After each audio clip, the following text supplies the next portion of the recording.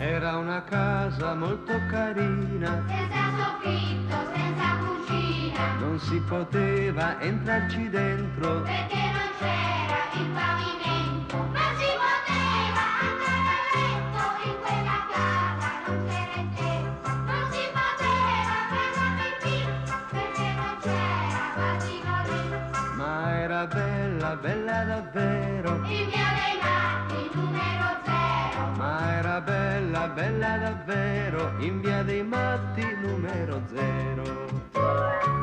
Era una casa molto carina,